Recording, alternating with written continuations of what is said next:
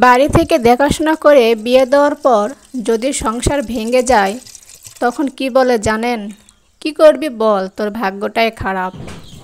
আর যদি নিজের পছন্দ মতো বিয়ে করার পর সংসার ভাঙলে তখন বলে বেশি বুঝতে গেছিলে না, ঠিক হয়েছে। আমাদের সমাজটাই এইরকমই, তাই নিজের মতো করে বাঁচো। পরের ছেলে যখন নিজের মেয়ের কথা শোনে তখন গর্বে মায়ের বুকটা ভরে যায়। আর নিজের ছেলে যখন বউয়ের কথা শোনে তখন আর তার সহ্য হয় না।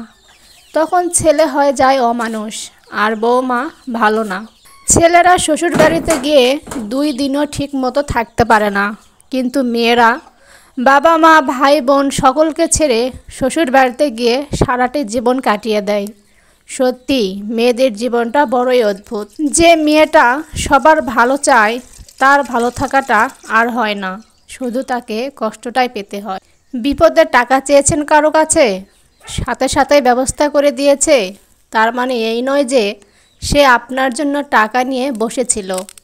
লোকাল বাসে আপনার ভাড়াটা পরিচিত কেউ দিয়ে দিয়েছে, মানে এই নয় যে তার মানিব্যাগ ভর্তি টাকা আছে। তো তার কিছু থাক না থাক, তার বড় একটা মন আছে, এটাই তার প্রকৃত উদাহরণ।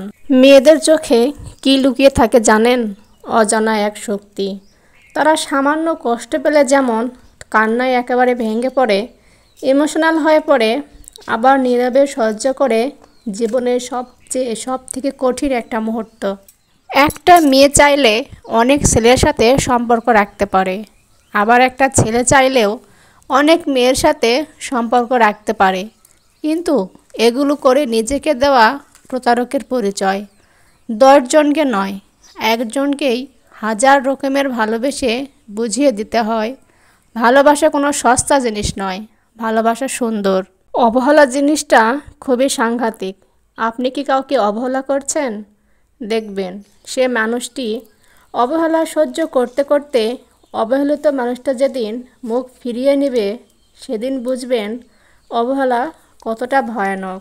সবার কষ্টটা এক না, আবার কষ্টের ভাষাটাও এক না। কষ্টের ভাষা শুধু চোখের জলে হয় না, কখনো কখনো মিষ্টি হাসির পিছনেও লুকিয়ে থাকে, সেটা সবার চোখে পড়ে না। মধ্যবিত্ত ঘরের ছেলেরা সহজে কাঁদে না, কিন্তু যখন কাঁদে তখন তাদের চোখের পানি পুরো জীবনটাই একেবারে বদলে দেয়। জীবনযুদ্ধে লড়াই করে পরিবারের মুখে হাসি ফোটাতে থাকে তারা। জীবনের কষ্ট আমাদের সবারই কম বেশি আছে। কষ্ট যেমন আমাদের দুর্বল করে তেমনি করে শক্তিশালী, সামনের দিকে এগিয়ে যাওয়ার অনুপ্রেরণা দেয়।